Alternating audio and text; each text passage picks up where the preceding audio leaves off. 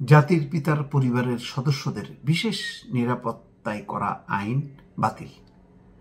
এটি একটি ভালো একটা অধ্যাদেশ জারি হয়েছে। অধ্যাদেশ জারি করে একটি গেজেট প্রকাশ করা হয়েছে। সোমবার জাতির পিতা পরিবার সদস্যগণের নিরাপত্তা অধ্যাদেশ 2024 জারি করেছেন রাষ্ট্রপতি। এর মাধ্যমে জাতির পিতা পরিবার সদস্যগণের নিরাপত্তা আইন 2009 বাতিল হলো।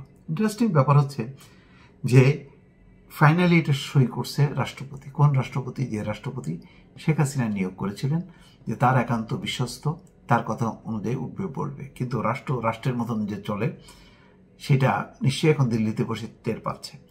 আর এই যে নিরাপত্তা শেখ হাসিনা পাবে, রেহানা পাবে, এবং শেখ হাসিনার পুত্র জয় পাবে, পুতুল পাবে, রেহানা পাবে, রেহানার মেয়ে টিউলিপ পাবে, তারপরে ববি পাবে। মানে রাজা রাজরাদের যে জীবন, সেই জীবন যাপন তারা বাংলাদেশে করবে এমন একটা আইন তারা করছে। এবং এর আগেও যখন নাকি প্রথমবার তারা ক্ষমতা ছিল এরশাদ পতনের পর, তখনও গণভবন বরাদ্দ। কি ব্যাপার? ওই পরিবারের সদস্যদের নামে, রেহানার নামে ধানমন্ডিতে বরাদ্দ। মানে এতই এরা বেশরম, নির্লজ্জ। এবার তো আরেকটা ঘটনায় প্রকাশ হলো যে পূর্বাচলে 60 কাঠা তারা বরাদ্দ নিল, প্রত্যেকে হচ্ছে 10 কাঠা করে, সেখানেও হাত দিতে হবে। অথচ এইগুলি হচ্ছে পূর্বাচল বা উত্তরা, এই অঞ্চলগুলো হচ্ছে সরকারি চাকরিজীবী বা বিভিন্ন পেশার মানুষ, যাদের আসলে জমি কেনার সামর্থ্য নেই, তাদের জন্য হলো এটা সরকারিভাবে বরাদ্দ দেওয়া হয়, তাদের বয়স, তাদের গুরুত্ব অনুযায়ী।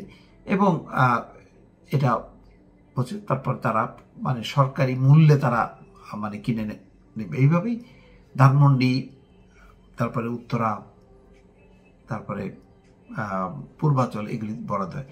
সেখানে পর্যন্ত তারা হাত বাড়িয়েছে। পূর্বাচলেও তাদের পলাট লাগবে। বাংলাদেশের এই বিশেষ নিরাপত্তা আইন মানে SSF এর পাহারা দেবে, তাদেরকে বিশেষভাবে পাহারা দেবে। এবং সবাই বুঝবে যে ওই যে রাজ পরিবারের সদস্যরা যায়, ওই যে দেখেন না যে সমস্ত জায়গায় জায়গায় বঙ্গবন্ধুর মুরাল নির্মাণ করেছে, শেখ হাসিনা নিজের মুরাল নির্মাণ করেছে। এবং প্রতিটা সময় তারা যখন ক্ষমতা আসে নিজেদের জন্য নিজেরা করে, অন্য কোনো সরকার তাদের জন্য করে না।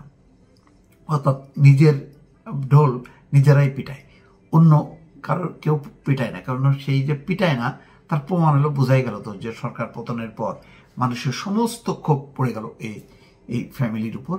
এবং এটা ক্ষোভ প্রকাশ করতে যে বঙ্গবন্ধু শেখ মুজিবুর রহমান সেই 1975 সালে, তাও প্রায় 40-45 বছর হয়ে গেছে, সেই এত বছর আগে মারা যাওয়া সেই মানুষটার প্রতিও মানুষকে অশ্রদ্ধা জানাতে হলো শুধুমাত্র শেখ হাসিনার শাসনের কারণে। তার এই দুঃশাসনের খেসারত দিতে হলো। তো সুতরাং এই পরিবারকে আজীবন নিরাপত্তা আইন কেন দিতে হবে? SSF এর সুবিধা কেন দিতে হবে? কি কারণে দিতে হবে? তারা তো মর্যাদা রাখেনি।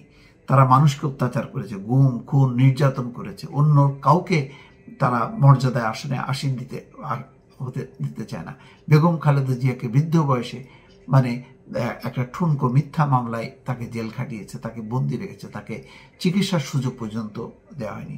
ডক্টর মোহাম্মদ ইউনূস, যিনি এখন অন্তর্বর্তী সরকারের প্রধান উপদেষ্টা, তার মতন সম্মানিত লোক সারা বিশ্ব যেখানে তাকে সম্মান করে, আর এই ভদ্রমহিলা উঠতে বসতে তাকে ঝাঁটু পিটা করেছে মুখ দিয়ে, যা খুশি তাই, রক্ত চোষা, গরিবের টাকা শোষণ করে, চুষে নেয়, তারপরে রক্ত চুষে নেয়, তারপরে হচ্ছে টাকা মেরে দেয়। হ্যাঁ, এই সমস্ত নানান মিথ্যা বাজে, আবার ওই গরিবের হক মেরে দেয় মানে খালেদা জিয়া। এই সমস্ত কথা বলতে বলতে আসলে এই কথা কেউ মানুষ বিশ্বাস করতো না, কিন্তু সেইগুলি বলতে বলতে এক ধরনের তার যে একটা ঘৃণার মানসিকতাটা বারে বারে প্রকাশ হতো। এবং যতবার সে প্রকাশ করতো মানুষ আসলে উল্টা তাকেই ঘৃণা করত। কেননা সে নিজে হচ্ছে একটা ভালো সুশাসন দেয় না, নিজে গণতন্ত্র মানে না, ভোটের অধিকার দেয় না, মানুষের অধিকারগুলোকে তুচ্ছ তাচ্ছিল্য করে, যার পরিণতি তাকে ভোগ করতে হলো। 5ই আগস্ট দেশ ছেড়ে পালাতে হলো। যারা বিশ্বে বাংলাদেশের ইতিহাসে কেউ কখনো পালায়নি, তাকে পালাতে হলো। এই ফ্যামিলির কোনো অবদান, কোনো মানে মূল্যায়ন এই মানুষ এদেশে মানুষ করবে কিভাবে?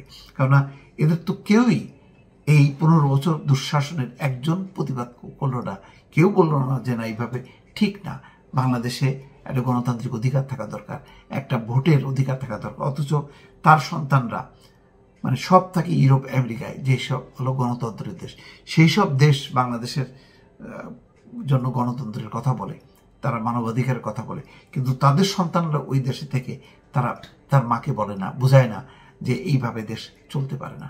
আজকে আমি মনে করি এটা একটা ভালো তাদের জন্য একটা উপযুক্ত উত্তর বা শাস্তি, যে তাদের নিজেদের করা নিজেদের নিরাপত্তার জন্য যে বিশেষ নিরাপত্তা আইন করেছিল সেটি বাতিল হয়েছে। দর্শক ভালো থাকবেন, আল্লাহ হাফেজ।